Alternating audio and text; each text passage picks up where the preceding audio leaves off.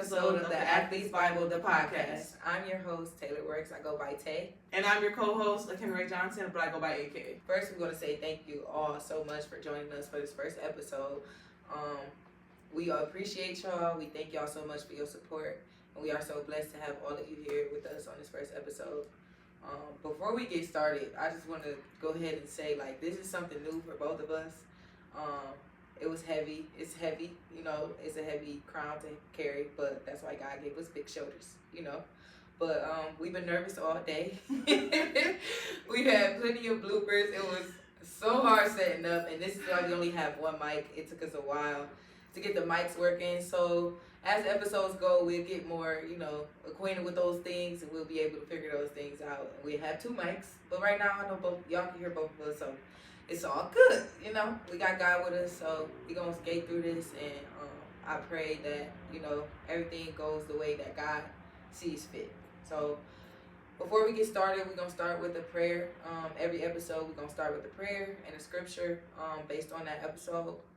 But we always want to start with prayer. We always want to make sure God's presence is felt, and that we start this and we do this by giving him glory and making sure that he gets all the honor, glory, and praise. So that being said, we're going to open with a prayer. All right. Dear Lord, we thank you so much for bringing us here today. Thank you for trusting us and choosing us to do this and be able to spread your word to those who need to hear it. Thank you for blessing us to be in this space and giving us all that we need to get to where we are now. We know that it was a long world and a long journey, but we are here today, giving you the honor, the glory, and the praise. I ask that you guide us through this podcast today. Give us the words that we need to say, and let those who need to hear it, and that we create more and more disciples each and every episode, each and every day. Thank you, God, and amen. Amen. All right. So it's the first episode, and this episode is basically the introduction. Us telling you guys about ourselves, and explaining and expressing our journey and how we got to this space today. And it was one scripture that, spoke to both of us and both of our hearts. And I'm going to read that scripture for y'all. And it is from the book of Jeremiah. Jeremiah 29, verse 11. For I know the plans I have for you, declares the Lord. Plans to prosper you and not to harm you. Plans to give you hope in the future. So that speaks volumes to what we have going on. And we're going to start by AK telling her story. So, hi guys, like I said, I'm AK. I've always been a follower of God. I've always known God was real. My parents, my family were very Christian based. They've all believed in God. I went to church every single Sunday. Went to the little kiddies church. Then my mom kicked me out of that in about 5th grade. Said I was getting too old. But mostly with me, I found God in ways that most people don't. A lot of them find him in a church or they ask to see him. Mine was a little different. I always knew he was real, but I just didn't know exactly how to listen to him. I always knew, right from wrong. I always knew what sins were.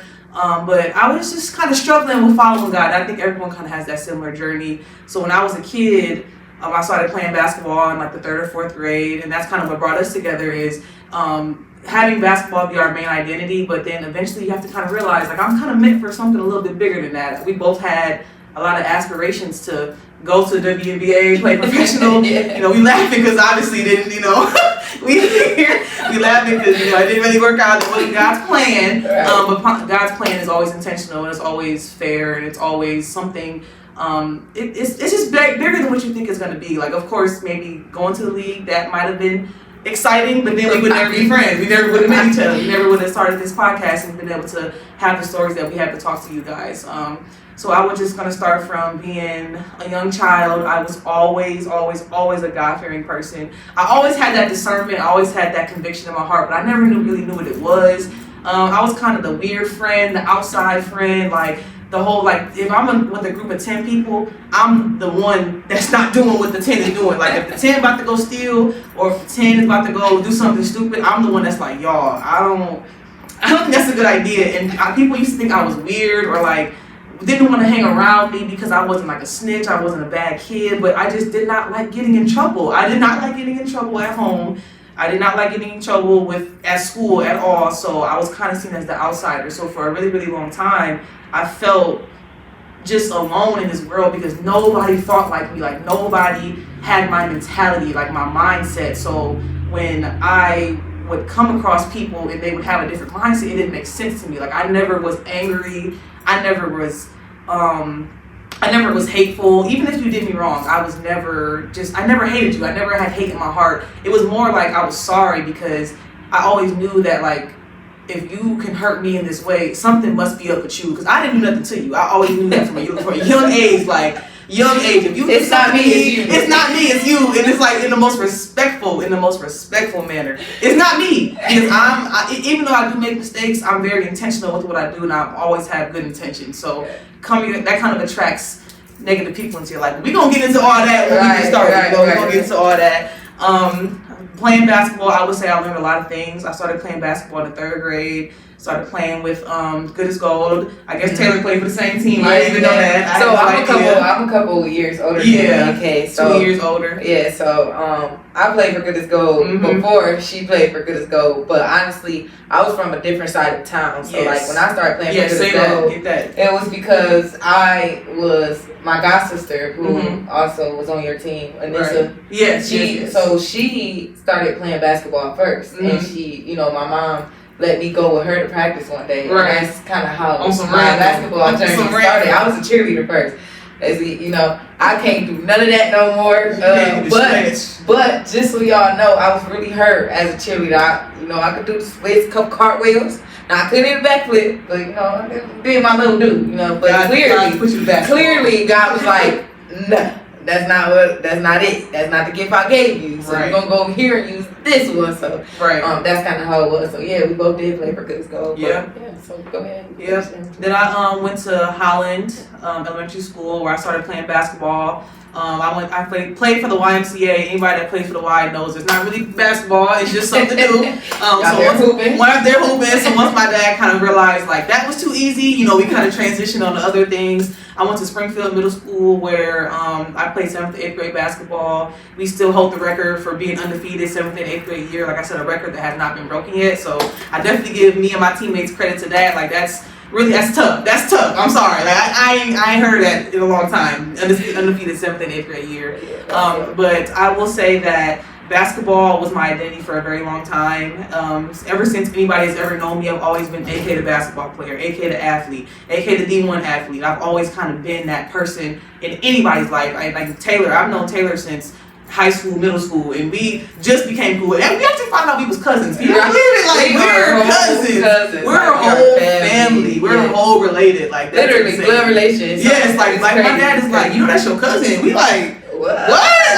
Then my mom talk about. I tell him. I talk to my mom like, we cousins. She like, you ain't know that. I thought I told you that. Like, no, you never told me that. You never said anything about that. So yeah, we are actually family. And we played against each other in high school. I went to Rogers, she went to Wade. So yeah, we was right. Anybody from Toledo knows when you play against a different team, it's like y'all ain't really cool. Like you alright, like you cool, but like seeing her at one where I'm not gonna like go speak to her or nothing like that. So we didn't really start getting cool till like recently, last summer, last couple of months ago. Yeah. So when I first got into high school, I was always kind of known as this basketball player, and looking back on it and talking to Taylor about it, I didn't realize how much of my identity was basketball until I spoke to other people and they said like, yeah, you was AK the basketball player. We knew you was going somewhere, but a lot of people didn't understand that pressure. Like that was pressure. Like I was 14, 15, and like when people see me, they had all these high expectations. So, and in my family, my dad was a coach, my mom was an educator, so I couldn't slack anywhere. I couldn't slack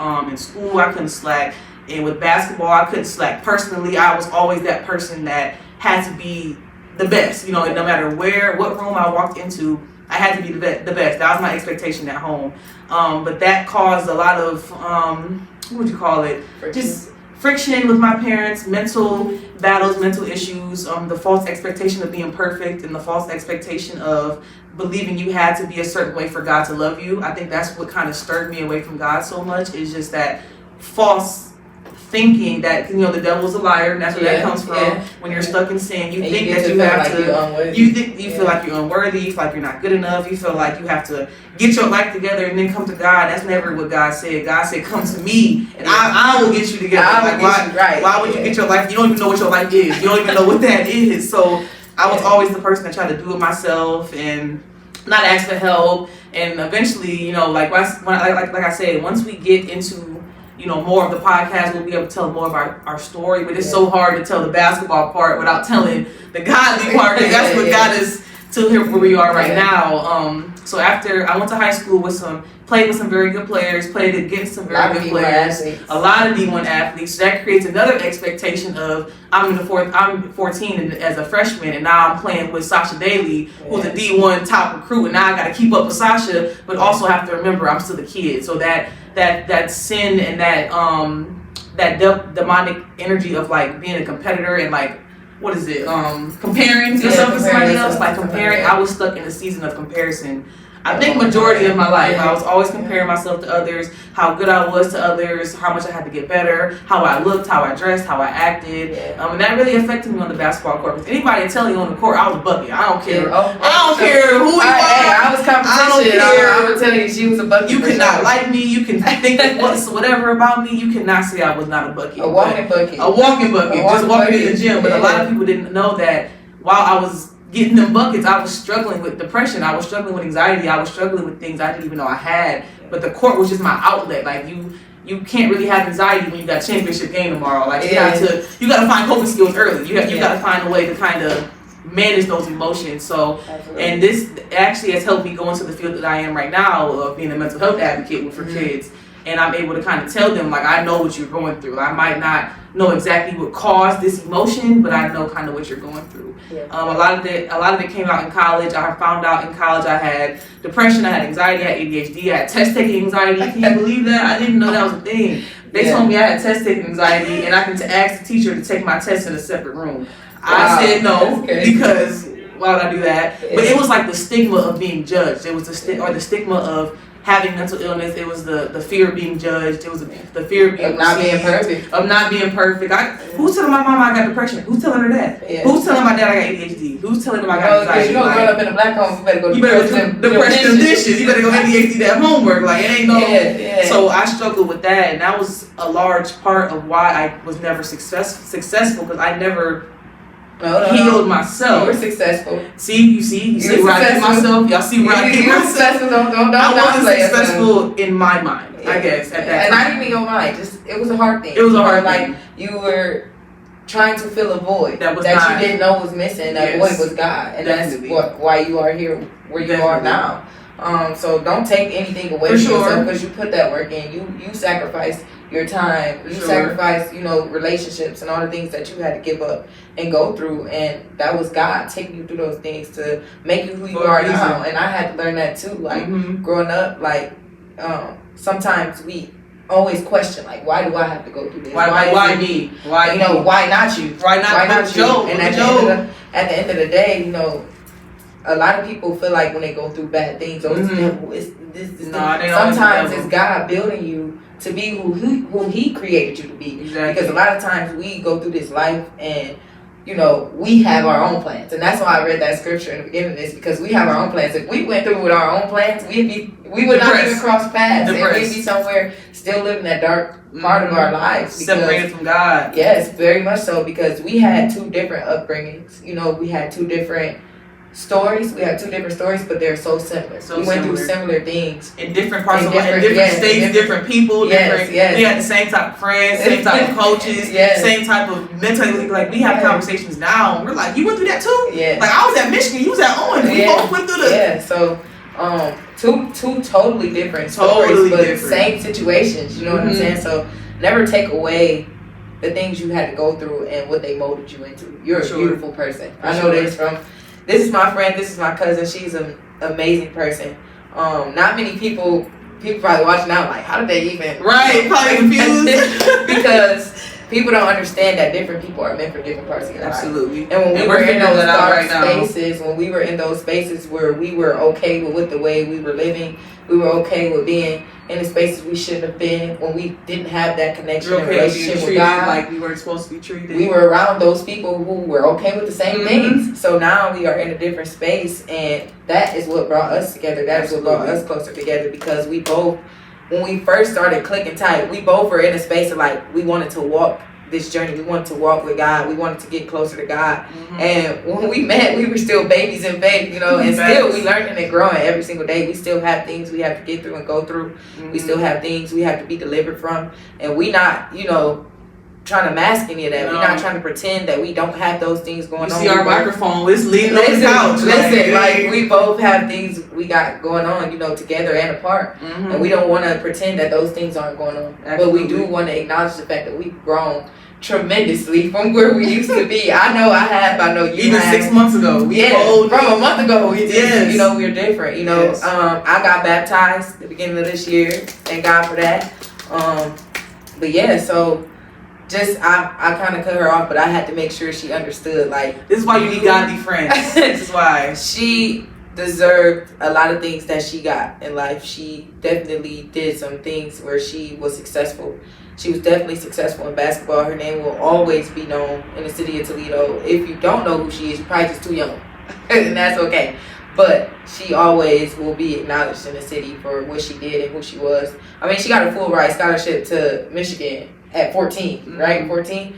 Yeah, so not many people are doing that. Like, I know I didn't. So, that's a big, huge thing. You know what I'm saying? That's huge. You can't take that away from you just because of what you went through. So don't mind me cutting her off, but I had to let her know that. Like, don't do that. You know, she can't do that around me. She already know. Like, no, you big things. She big AK. This is part of my journey that I appreciate people like her, because having people around you that are going to uplift you and are going to remind you that you are a good person and you are a godly person, you are a beautiful person. You know, everybody isn't blessed to have those people in their lives. Like, people they're trying to find those people their whole lives, but people don't understand, in order to find her, I had to be this person. Like, I had to be healed. I couldn't be friends with her if I wasn't healed myself. Vice versa. You know what I'm saying? Like, you have to be the type of friend that you want to be. You have to be the person you want to be. How would you attract people? If we met maybe 4 years ago, we probably would have fumbled each other in a friendship. Yeah, like, for sure. Insecurities would have took over. For sure. We wouldn't know how to communicate. We just had a communication the other day, and I told them I'm thankful for y'all, because it's so good to have, like, not even a disagreement, just a communication, just a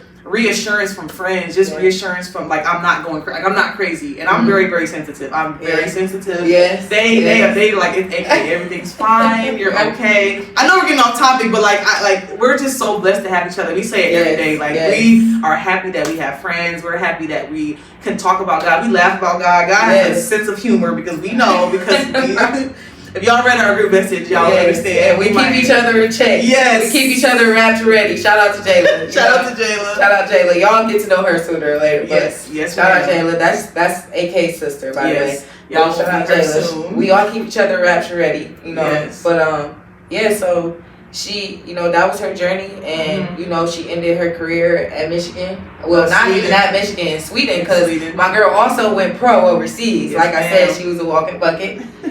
That's true. It's true facts. And this is somebody. This is a competition speaking. So if anybody out there trying to hate on my girl, this is somebody. I done lost championships to this girl. Y'all know how it feel to lose a championship. You know how that feels. It's why you can't compare, because she's losing and I'm winning, but we both depressed. So you know what I'm saying? You can't compare. You know how that feels. Like, you know what I'm saying? And this is somebody who lost to her many years of my life. Like, we played against each other many years. And I probably won maybe once out of that whole thing, and you know, that's about it. So, and that wasn't high school. Well, it was AAU. Yeah, I beat her AAU. Yeah. That's it. Like, after that, it was pretty much rap. So, yeah, but that's honest. That's honest. It is you know, honest. my girl's a bucket. She ended her career in Sweden, where you won them a championship. Yes, ma'am, I did. And the crazy thing about that journey is, you know, we'll talk about kind of my high school experience because that's probably going to be a session in itself. That's going to be a whole nother That's going to be a whole episode for both of us. I might need my own and she might need her own. Like, I don't think we can fit it all in an hour. Yeah. But after I did retire, I was actually signed. Well, before I retired, I was signed to go play ball in Spain. So I just won the championship in Sweden. I was on top of the world, feeling myself. I'm in the summer. I'm working out 5 a.m. twice a day. And I just realized, like, bro, I'm not getting no better. Like, I'm not, you know how you just stop getting better, you stop. And as a hooper, that kind of messes with you because, like, okay, I'm in the gym, eating right, hydrating. I'm not getting no better. So what is this? So I worked out the whole summer, the entire summer. Went on vacation with my friends. I went on vacation for a week, did not play basketball for that whole week, did not work out. Do y'all know I had the best time of my life? I had the best time of my life to the point where I was sitting in the airport on the way home like, I'm cool. Like, I'm cool. Like, it's about time I hang. It's about time. Like, my knees hurt, my ankles hurt, my back hurt, I'm tired, my feet hurt. Long as we did. I'm not making no money. I'm just like, what is it? So I got home and it took me about 2 or 3 weeks, I think, to tell my dad that it's a wrap. I had to tell my coach in Spain. He was blowing my phone up, like, pressed me to come. I'm like, no, hang it up, no, hang it up, no. Told my agent, hey, I'm cool. He said, that's cool. Told everybody around me. The last person I had to tell was my dad, and that took the longest. But when I retired, I started working in mental health, and my job that I have right now, working with kids in mental health, is the reason I'm so emotionally intelligent now, because I see how your childhood affects you. I see how having bad friendships affects you. I see how parents affect you. I see how things affect you, and you develop these habits that become your life. Like, if you don't ever say, it's like most people don't sit down and take a second to just think, like, why am I so angry?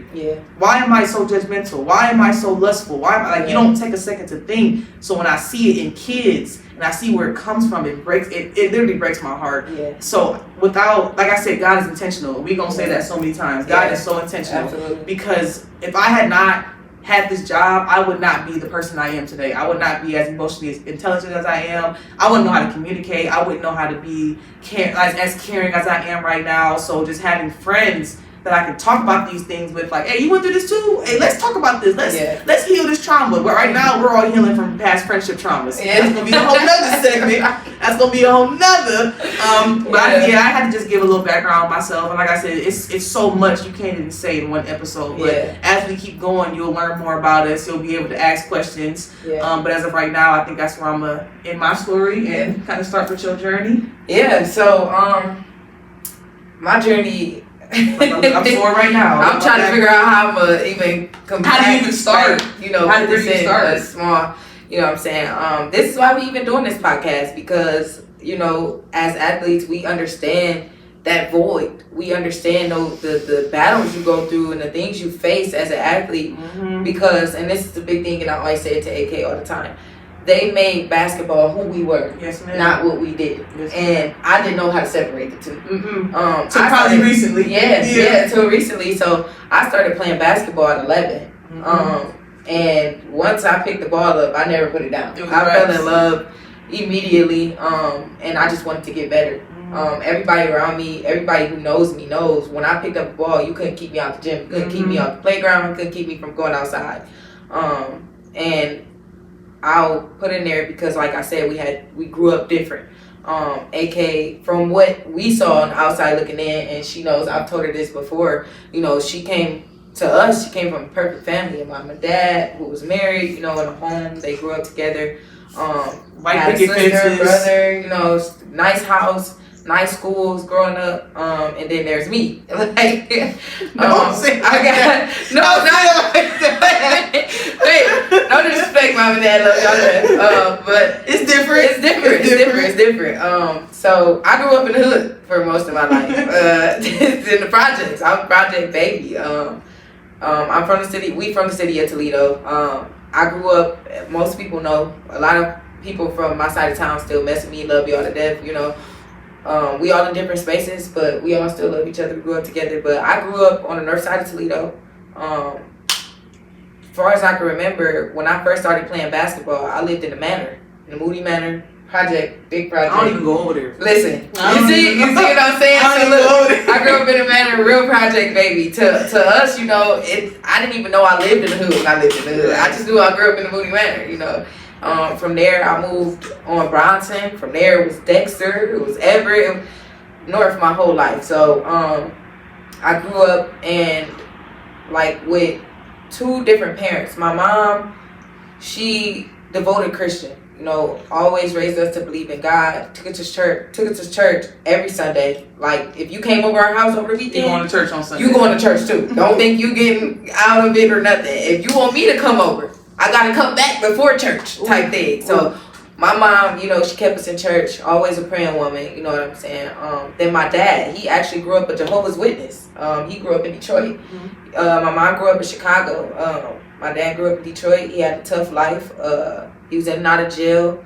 My dad struggled with drugs, so he was around for like in and out of my life for most of my life. And then freshman year in high school, him and my mom split up, and I'll have another episode where I talk about that deeper. But him and my mom split up, and he was gone for 9 years. Didn't speak to him, didn't talk to him, didn't know whether he was dead or alive. You know what I'm saying? So, two totally different, you know, circumstances. But again, same goal. With her, it was more so like she was trying to prove something and, you know, show her family that she's, you know, worthy of, you know, everything that she had going on and what her dad wanted built for them and, you know, what he worked to build for them and all that. And then on the other hand, I had seen so many things and went through so many things that I wanted something different for myself. Right. I wanted something different from what I saw growing up. I didn't want to live in the projects. I didn't want to be on WIC and food stamps. But now I do. As an adult, I want some food stamps. I ain't gonna lie.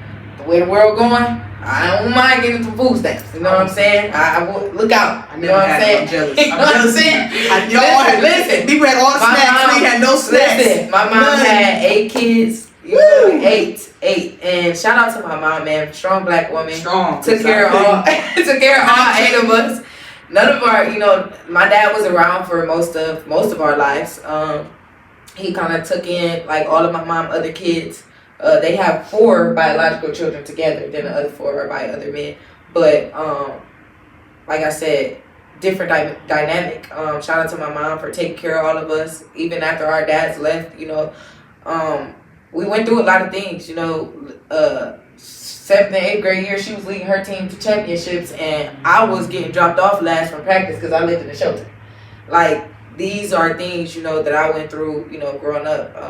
I played for Leverett in junior high, and shout out to Coach Hammond. He was also a God-fearing man. He took us to church as a team, you know. He actually looked out for me for a lot of my junior high years. He had to take me home last, so nobody knew I lived in the shelter. He would pick me up first, so nobody knew. That's real. You know what I'm saying? He would feed me.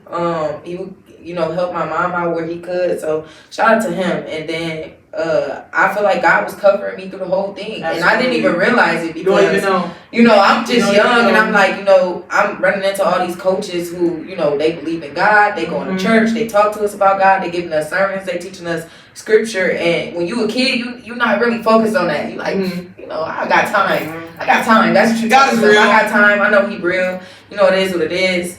It's whatever. But I didn't even know God had his hand on me my entire life. And it took for me to grow and get older and go through my own thing for me to understand that, because, you know, our parents and the grown-ups around us and our mentors, they already went through these things. So when they teaching us about God and giving us scripture, it's because they already experienced these things and they went through certain things, and we don't understand it because we ain't been through these things yet. So we like, you know, whatever, we brushing it off. And now, you know, that I'm older, I realize God had his hand on me. Every single coach, I'm talking every single one, y'all, was God-fearing. Every woman, every man I've came across that has coached me in basketball was God-fearing men and women. That's amazing. And I'm so thankful for it. They always took us to church.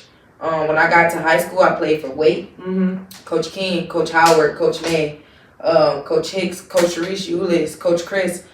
All of them played a part in who I am today. Right. And I'm still, to this day, I talk to all of them still to this day. They all still talk to me, uplift me. All of them will still pray with me, you know what I'm saying? Shout out to every single one of them. Coach Howard, God rest his soul, he passed away a year after I graduated.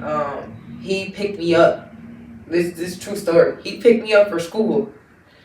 From freshman year to junior year, I stayed on Jackman. I ended up moving on Jackman. I was out of district, and I went to Wade. He picked me up for school every single morning.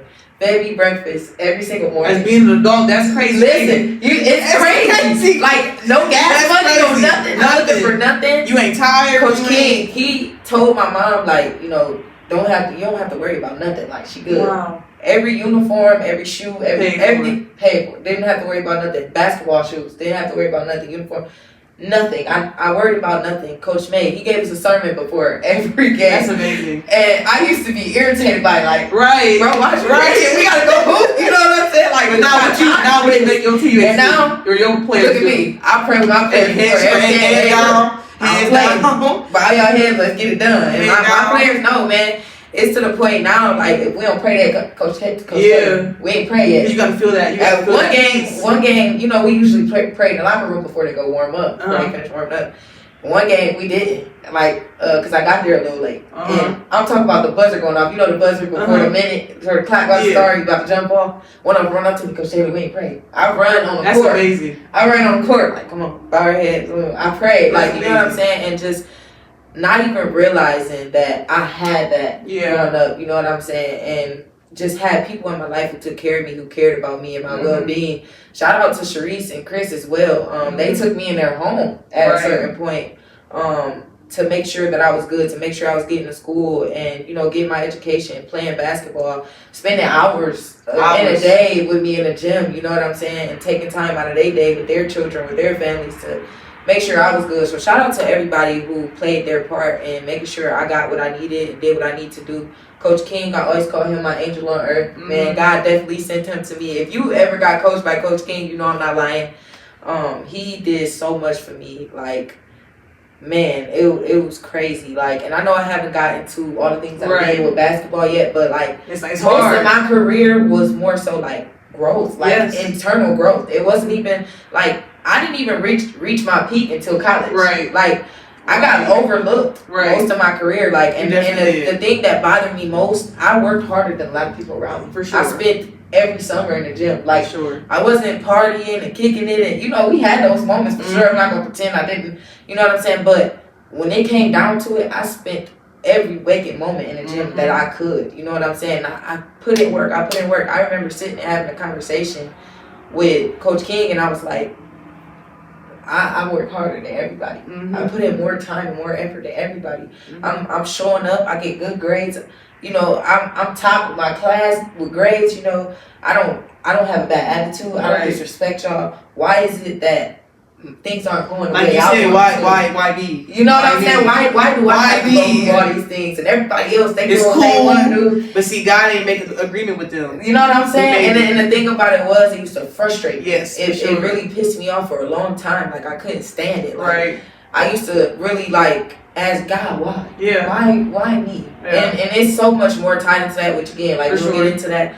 But I really hated, like, I hated myself. Yes. I hated myself. I used to be like, bro, like, and it's crazy, like, because everybody else, you so beautiful, you so good, you so great, so this, so that. But you don't see it in yourself. In my mind, thank you, but like, I just never seen it. I never understood it, and it used to piss me off. Like, why do I gotta put in all this work just to get the bare minimum? Right. And they barely doing anything, and they getting everything they asking for and everything they want. Right. When I left high school, I probably had 2 JUCO offers. And not to listen, y'all. I tell her all the time. I tell her all the time. That you are strong. Okay.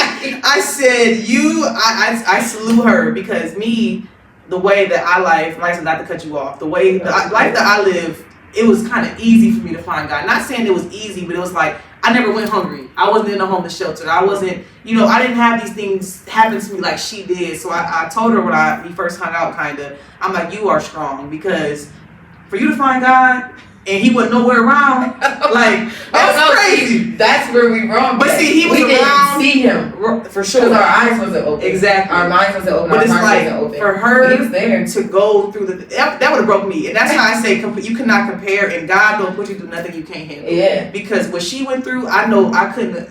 Yeah, what she went through, I couldn't because I can't even imagine having a dad breathe down my neck about everything. Y'all know my dad wasn't even y'all know there. my dad cussed me out every day at school, like every day, and people don't understand, like you see the AK that's this athlete, you don't see what's going on behind closed doors in my house, like so people are so quick my whole life. And that's what another reason I'm jealous of her. We talk about why we're jealous of each other all the time. Like you gotta get it out sometime. You gotta So how she looked at me in my life and felt a type of way. I listened to her story and I said, "You had godly people around you." I'm like, I had people trying to take advantage of me, be mean to me, degrade me, act like I wasn't worthy. So for her to always be in a space where she's meeting someone that's getting her closer to God, I was jealous of that because I'm like, I learned my lessons from having to find God instead of create idols in people. Like instead of, not saying that you didn't have to go through that, you know what I'm saying, but like to meet people along your journey that brought you closer to God. I'm so jealous of that because I didn't have that. I was filled with like hypocrites. I can't stand a hypocrite. I'm sorry. Don't tell me to do something that you ain't doing. Don't tell me to not judge but you judge. Don't tell me to be a good person and you're a bad person. Like I don't like that. So that kind of turned me like I was never away from God, but that kind of turned me into like why should I follow him if you follow him? This is what you're doing. You know what I'm saying? So I was filled with hypocrites. I told my mom, you was a lukewarm. I tell her that all the time. You was lukewarm. And she's still working on it, but you was lukewarm. But for you to be blessed, for God to see you in the darkness, like and that's why amazing. I said he had his hands amazing. on me, like literally, without me knowing. Like I didn't even know, and like to go back to what you said, like you went through all this stuff and you didn't even see God around. But like now that I'm older, I know that God was there the whole time. Absolutely. Because, yes, I lived in a shelter, but I never went without food. See, you know what I'm saying? Like I lived and. You know, I've been in houses where our lights was off, or our gas was off, you know what I'm saying? But I don't remember not taking a shower. Right. I don't remember not having, not being warm at night. Like, and that's not normal. It's not, you know what I'm saying? But what I do remember, praying mama. Of course. You know what I'm saying? My mom, God-fearing. like, I used to think my mom was crazy. Mm. Like, my mom, we'd be going through something. When we was in the shelter, my mom woke up every day, prayed.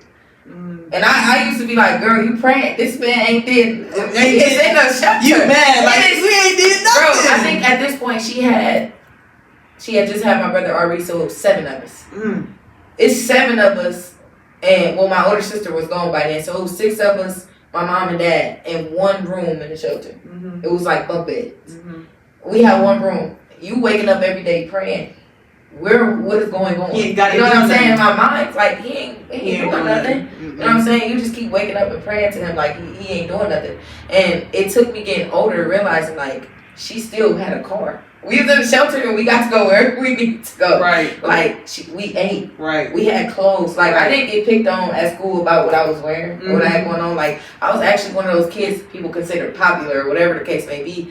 People didn't pick on me. You know what I'm saying? And it's crazy because I'm like, bro, I used to have to rotate so many clothes to make it look like I had something new. You see, like you said, you never had to do too much. Never had that's our saying, y'all. Look, listen, never got to do too much. We be nervous about not looking right. And we be like, we ain't got to do too much. We ain't got to do too much. But yeah, so my journey was so different because my struggle wasn't really basketball. Like basketball was my peace. Right. And basketball for you was like the destruction. It was the chaos. Was my peace, and my chaos was always at home. Right. And all my coaches knew it. They always just be like, we gonna keep you.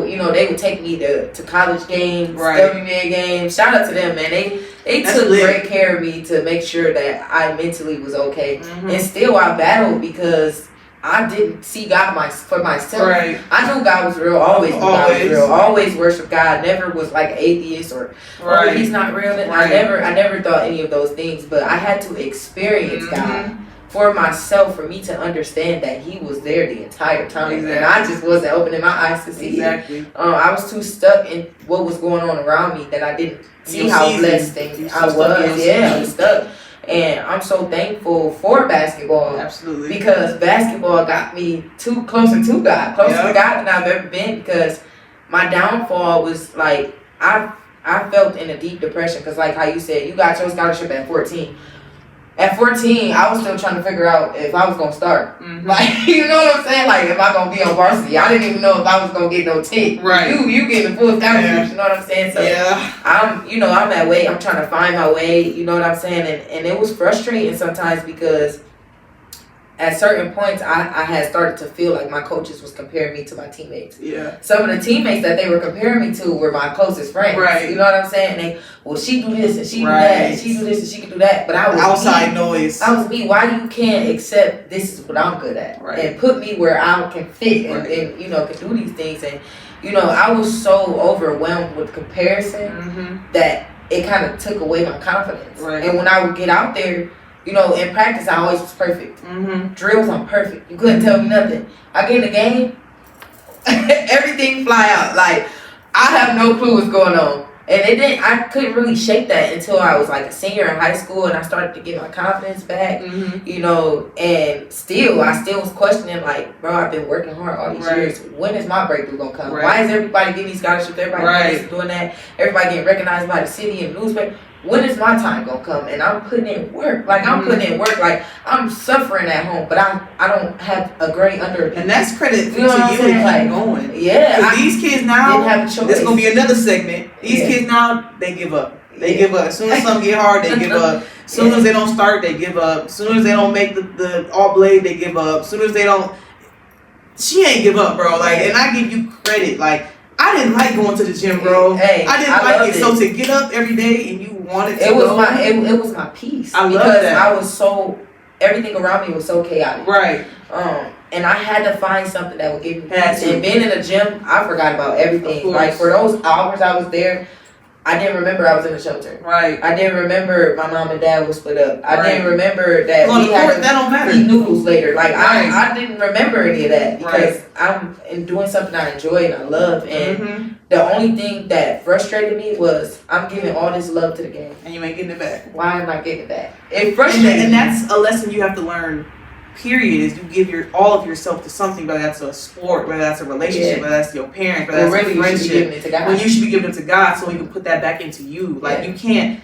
I feel like you started to idolize basketball. Yeah, Like, I you did. started to think, if I was good, if I got 30 points this game, this Yeah. is going to fulfill this happiness, Yeah. or this void with some type of temporary happiness. Yeah. And that lesson in its own is something everybody has to learn. No Yeah. matter if you're an athlete, if you're a nail tech, or if you're a therapist, or if you're a teacher, if you're a coach, like, you have to learn that lesson of I have to stop idolizing what I think Yeah, I'm meant for, Yeah. and start putting Him first so He can show me what I'm meant to do. exactly. Because we always talk about, you know what I'm saying? That was deep. That was You feel me? That was deep, right? Because I always. always say, like, me and my sister talk about it all the time. We're like, I wish I had found God earlier. I Yes. wish I had found Him at 18, 19, And and this is not. why we're doing this podcast. And this is why we're doing this podcast. Because Yes. if someone had told me, if I had a positive role model, not saying I didn't have no positive role models, but I Yeah. needed a God-fearing woman Yeah. leader, like, that stood on business, that Yeah. stood on what you preach, not a Yeah. not a hypocrite. Like I said, I'm gonna keep saying it. Yeah, I can't yeah. stand a hypocrite. I can't stand when someone doesn't have no integrity. If you telling me this, but you're doing this behind closed doors, I can't respect you. So I can't even follow what you're saying. So to meet godly women that not only preach something, but you also follow it. Because if Taylor's telling me to do this, Yeah. but she's doing this, Yeah. well, I can't be your Right, friend. right. I can't be your And that's friend. another part where it's like we was jealous of each other's lives. Right. But you wanted what I had because shout out Sharice. Mhm. She was a God-fearing woman Mhm. who went through some of the things I went through, and she beat the odds. That girl grew up in the Cherry Woods, Hey. and she coaching D1 basketball right now. Played D1 basketball. Right. Could have went to the A shot. I'm gonna tell y'all this right now. She was before Sharice her is- time. I'm telling y'all this right now, and I tell her all the time. If She a she bucket. had better knees, my girl had must have. Hey, she knows. She probably gonna laugh if she hear it. My girl knees are toe up. All right, she had to get surgery. My girl was in a wheelchair. If she had better knees. If she had better knees, I'm telling y'all right now, her name will be one of the biggest names Right. in the league. Cause she's sweet now. Hey, she's a bucket. She's different. She's sweet today. Before her, Like, she's still right sweet now, today. she'll give y'all the bucket. She's sweet today. Right now, this Yes. day, she'll give y'all the bucket. Yes. She might be tired, but she'll give you a bucket for sure. And the thing about it is, like, meeting her, and the crazy part about it, Coach King is actually the one, because I was going through some things in high school, which again, we'll talk about another day, but I was going through some things, and he actually told me, like, I want you to talk to Sharice. She's been through these things, you know, and she'll be able to help you through these things. And the first day, like, I think we sat and talked for some hours, and I never forget this. When we left from talking, we were in school too. She took me out of class, talked to me because she was working for a program, kind of like what you're doing now. And she took me out of class and we talked for some hours. And I remember walking out and she handed me an eraser. And the eraser said, "For big mistakes," right? And she gave it to me. She said, "I want you to keep this." And I'll never forget that day, because that day she gave me hope. Like, she helped me see that there is light at the end of your tunnel. Absolutely. Because seeing somebody come from the hood, like I was from the hood, Cherry was down the street from the manor, you know what I'm saying? And to see, she had a full scholarship when he won. She was a godly woman, you know what I'm saying? She married, got kids, beautiful life, you know what I'm saying? And it gave me hope.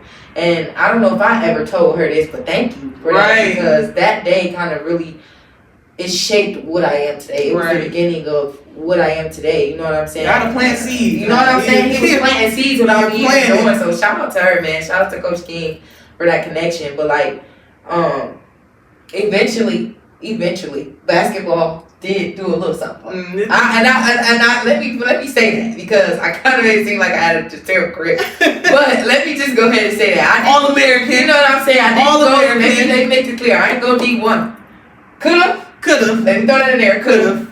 But I went JUCO. My freshman year, I went to Henry Ford. And I played with actually one of your teammates, Kiana Austin. Shout out Kiana. That's one of my best friends, one of my closest friends. She's going through her own thing right now, which I'm not gonna put her business out, but always in my prayers. Kind heart, one of the best people I've met. But we went to Henry Ford together in my freshman year. That was kind of the first year I realized how good I was at basketball. Right. They let me loose. You'd be surprised. They let me loose. My coach kind of let me loose, and I was like, "Oh, okay, I can do what I want here." Crazy how confident. I don't have to just stay in this box. Like, I can do what I want. So, I made the all freshman team there, the all conference team, and we weren't that good. Like, you was. We weren't winning games. You know what I'm saying? But me and Kiana was like, you know, we was some great players. Right. And that's kind of where I started to be like, oh, I'm kind of good at this. Like, maybe that work paid off. You know what I'm saying? And then boom, I hit a big break, and they kind of cut the basketball program. I wasn't able to play that following year because of financial situation. Again, like I said, some of the jealousy was in, you know, the support you had. Sure. I didn't have nobody calling like, I need you to pay this. Right. It was never like that. You know what I'm saying? I had to figure it out, and I had to take a year off of school. When I ended up going back to school, I reached out to a coach who was initially, like I said, I had like 3 JUCO offers after high school, right? Who was initially recruiting me in Missouri, and I called her and I asked her, like, was she still looking for players? I sent her a film of me like working out, and she was like, yeah, like, come on, like, you know, we can use you. I get there, I couldn't even play. I'm 10 hours away from home. I'm the only black girl on campus, y'all. This is no exaggeration. I am the only black female on campus. I got anxiety. The only other black people on that campus was black men on the basketball team. The only other black skinned people were from the islands. They were not American. They were not American. So I couldn't even have a relationship with them because they barely spoke English. You know what I'm saying? So so I couldn't play. I redshirted that year, and that same year my brother passed away. I lost my brother, my big brother. God rest his soul. One of the greatest people. Like, he's a hero. Like, my brother battled with cancer and tumors like our entire life, and to me he was a superhero. When he passed, it really broke me because he beat everything. And I was questioning God, because I'm like, God, why did you, he wasn't supposed to live as long as he did. So to me it was like, God, why would you let him live this long and then take him away? You let us experience him for so long. He beat everything, and then this one thing take him out. Like, it frustrated me for a long time, and I'm still grieving that. You know what I'm saying? That was 6 years ago. But my brother passed away. One of my closest friends went to prison for a DUI, not even DUI, for vehicular homicide. You know what I'm saying? Went to prison, and I was kind of like over it. Like, I was over it. Like, I wanted to finish school, but I was like, man, like this basketball thing is taking a toll on me. This school thing is taking a toll on me, and I kind of told myself like, I'm gonna get my degree, and this is it. So I ended up coming back to the city. My brother died. My mom was like, I don't want you that far. So I came back. I actually ended up getting in touch with the head coach at Owens. I got to Owens. I talked to him for a minute, and he was more than, he was welcoming. He like, yeah, like, love to have you on the team, blah, blah. So I get there. I'm going to tell you all my story from Owens because this is the biggest one. This is the biggest part of my career, for real. So I get to Owens. It started off with like 14 people. You know what I'm saying? I don't think out of those 14 people, I wasn't really sure if I was the best, but I knew that this was it for me. So I was ready to go at it. You know what I'm saying? Started off with 14 people, day by day. Preseason, we losing this person, that person, this person, this person. By the time the season started, I think we had 8 people. Boom. After that, somebody was ineligible. Then boom, we had another girl ineligible. So we down to 6, right? We had at the beginning, I think we was like 7 and 5 or something. We weren't really doing at this point when it got to 6 of us. It was like 7, but we weren't really winning. Like, and we had a game where we got beat real bad. And the next day. And actually, Sharice was was the assistant coach there this year that I played. So look, see how God worked. You know what I'm saying? So they called me in the office, and at this point, I'm playing like center or something forward. Because mind you, we got 6 players, like the biggest one, right? So they called me in the office, and they like, we noticing that things ain't working right now as far as the point guard position, and the next best thing we had for the position was you. Now, mind y'all, I never played point guard. You see how God called you to do something that you ain't never did in my life, bro. I never played point guard, so I'm like, point guard, like in that natural born leader. But this is my exact words. This is how you know, like, basketball was like, I just always had this the relentlessness about me. You know what I'm saying? So when he said it, I'm like, whatever you need me to do to win, I'm down. Boom. So he put me at point. We went undefeated when he put me at point. We went undefeated. We went to national championship. You can't even argue that. And I didn't lose a game after that until we got to nationals. See, that's crazy. And national championship game, we lost by 9. But that year, I was first team All-American, conference player of the year, district player of the year, broke a record for most points scored, and shout out to my teammate, man. She broke my record the following year. but I had 40 points in one game, my sophomore night. I was on an all-tournament team from nationals, and you remember how many offers I told you I had after high school? I had 15 full ride offers after I left home. That's crazy. And it's crazy because when I wanted it so bad, that's when you had to stop. I had 3. When I wanted it so bad, I had 3 offers. And when I was ready to put it down, 15. Right. But I feel like at that point, God was like, okay, I put you here. Now, you going to choose him, this or me? Yeah. This or me. And that's... When you get to that crossroad where God is like, all right, is this that you thought you wanted? Yeah. Or it's me? Yeah. It's like... And it was crazy. It's not an easy decision. What's crazy, God wasn't even on my mind when I stopped. But he's always there. I was so broken. I felt like I had fell out of love with basketball. I felt like I gave everything to basketball, and basketball hated me. Yeah. So I was like, done. Right? I ended up starting my own business. I'm also an artsy person. I'm artistic, so I have a tattoo business. So I started. I was drawing for a long time. I picked up, I started doing tattoos. And still, like, I felt like I wasn't, like, all while playing basketball, all while I was doing the tattoos, I just didn't feel like I was doing something that was worth something. And, like, a year or 2 went by where I wasn't doing anything with basketball. And I remember one day I was telling, like, somebody, like, man, like, I miss basketball. Like, but I don't want to play it. Right. Like, I knew, like, I don't want to play again. Right. But I missed the game, you know what I'm saying? And that day, I started looking into coaching, right? So I started coaching. I started to feel that love again, right? But still felt empty. I still felt something, and confused. I got to a point in my life where it was so dark. I remember just vividly, I was just so trapped in the dark and so emotionally unstable. I didn't have God. I was living any type of way. Doing any type of thing, treating people any type of way, treating myself any type of way, allowing things that just were not good. Sad phase. It was horrible. I remember one day dropping to my knees. I was in the house by myself, and I dropped to my knees and I broke down like, God, I'm tired. Whatever this is that I'm going through, I don't want it anymore. I need you. I want you and I'm asking This makes me you to emotional. come in my life, This right? makes me And I was so broken and I just cried and cried and cried. I didn't really have any words. I just told him I needed them. Mm-hmm. And from that day, that started my journey. Yeah. And that was 2.5 years ago. Right. Right? So it wasn't long ago. Right. That was 2.5 years Right. ago.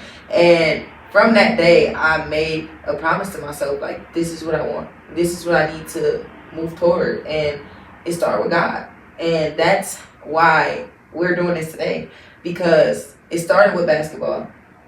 Ended with God. Because He's the beginning and the end. He Right. He gave us The these abilities. gifts, these abilities, these talents to do all of these things. But when you're not doing things for God's glory, it never really works It never out. works out. It never really worked It out. never So works out. now I'm coaching Mm-hmm. back in the place where I put the ball down. I'm at Owens now, Right. assistant coaching, doing what I love. And every day, like, I make sure that everything I do is to glorify God. Absolutely. So when I pray before practice, I pray before I go to work. I also teach with TPS, so I pray before I go to work. Mm-hmm. I pray before I do a tattoo. Mm-hmm. I pray before I come around Jamal. Mhm. Like, because Yeah. I want to make sure that everything I do is It's as right. intentional as Mhm. He is. You know what I'm saying? And He gets all the glory. So even with this, I want Him to get the glory. I want to bring people closer to Him and athletes That's to our goal. understand that you are not what you play. You are not Right. football. You are not basketball. You are not soccer. You are not golf. You are not baseball. You're not Mhm. cheerleading. Whatever you do, that is not who you are. Right. That is what you do. It Right. is the gift God gave you.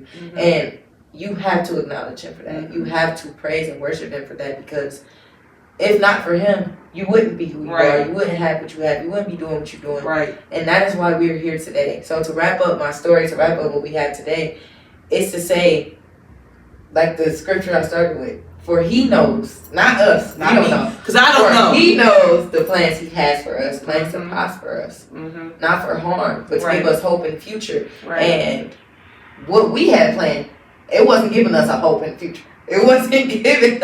It was harming us for sure. It was temporary. Whatever we was doing, It was temporary. it was harming us for sure. And I'm so thankful that He gave me the gift of basketball to bring me even closer to Him than I was Right. before.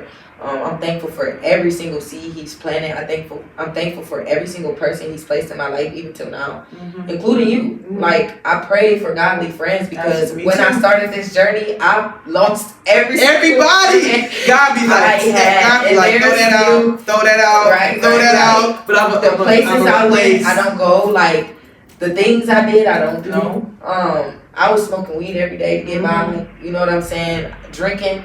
And you know what I'm saying? To each his own. Everybody have their own battles, and I'm not taking away what anybody doing, because it's not to say you can't worship God until you stop smoking weed. Right. God tells us to come to Him as we are. And Mhm. some people take it like, oh, I can do what I want to do as long as I'm worshiping God. And Like, it's, no. no, He's asking you to come to Him so that He can transform and renew your heart, so that He can lead you to where He wants you to go. Mhm. And He'll take these things away from you to the point where they disgust you. Mhm. Like, you don't even want to, when you look at somebody that you used to date or talk to or be around, you like, ew.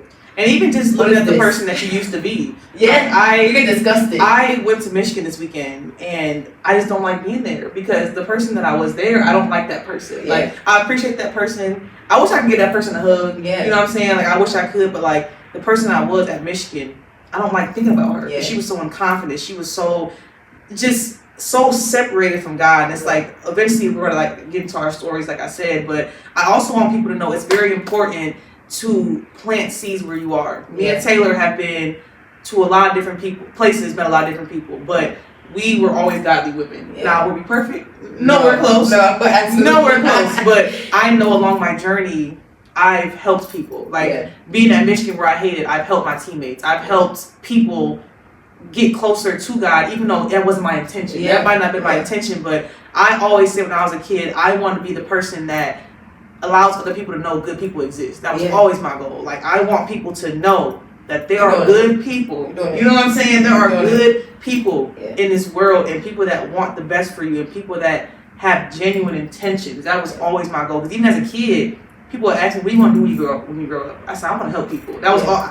So I went to That's school for crazy. Those are my psychology. exact words. You know, That's how hey, it degree in psychology. Shout out to, you know what I'm saying? Shout out see, to I ain't get my. I failed. I failed a couple classes. We ain't gonna talk about that. Yeah. But I wanted to be a psychiatrist. Then I wanted to be a doctor. I wanted to be like, because I don't like as Don't a just help kid, somebody, you don't right? know what helping people Yeah. mean. You like, I just want to Because I was always the better. mentoring friend, the mom Yeah. type friend. So when she introduced me to this podcast, I'm like, helping people Yeah. find God. Yeah. That's And it's crazy. Like, And this is why I say God is intentional, because very I wanted to do listen to my words. I wanted to do a podcast right. a long time ago. Me too. Podcast. I have a lot of videos with on my sports, phone. right? I wanted to do a podcast, right? Mm-hmm. And I was telling people about it, like, I want to do this podcast, and Mm-hmm. and like I kept saying it, right? And then I wasn't really focused on God, right? Just focus on other things. I'm focused on other things. I'm trying to spread the word about other things that don't even matter, right? Right. And then I'm like, I got so deep into God. I'm like, I wish that I had the relationship with God that I have now when I was playing basketball. Right. Because I feel like, again, God is intentional, so I don't feel like my path would have been different. Right. But I feel like I would have handled it different. That's what I feel say. like I would have been a different person in those moments where I was I would struggling. appreciate Like, things you know, I would differently. you know what I'm saying? I would have saw the good in things. So, like, I'm thankful that God's timing is His timing. Because if we didn't go through that, we couldn't tell our story. Right, So, and He made sure that when I did have a podcast, it was to glorify Him. And for so long, I was like, I need a co-host. And at first, I was just going to do it by myself, like, all right, whatever. mm-hmm. But when me and you got close, I'm like, man, like, actually, somebody else close to me and dear to my heart told me, like, you should do it, AK. Like, you're Really? perfect. You know what I'm saying? So, shout out to, you know, that person. Shout out to her.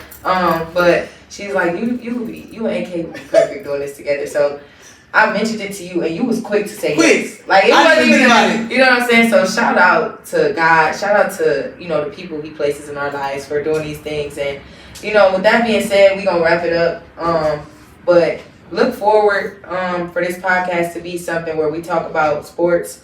We're going to talk about games. We're going to talk about all those things. But we also going to make sure it's all surrounded by God and faith. Because God is always first. So thank y'all so much for tuning into this episode. As I said, we're going to close out with prayer. We're going to wrap it up. And we hope that y'all will come back for episode 2. Thank you for joining us and being with us. And all praise to God. So let's pray this out. God, thank you so much for bringing us here today and getting us through that episode. We were so nervous at first, and then we started rambling and babbling, going on and on and on. So, but thank you. I pray that what we said, the words that we spoke, will sit on someone's heart, and that they will be willing to come closer to you and get to know you for themselves. I pray that we continue to grow as individuals and together as we continue to do this podcast, and that we will bring people, more disciples to you, and more people will want to get to know you and understand who you are. We thank you, we honor you, we praise you. Thank God and amen. All right, it's a wrap. See y'all episode 2.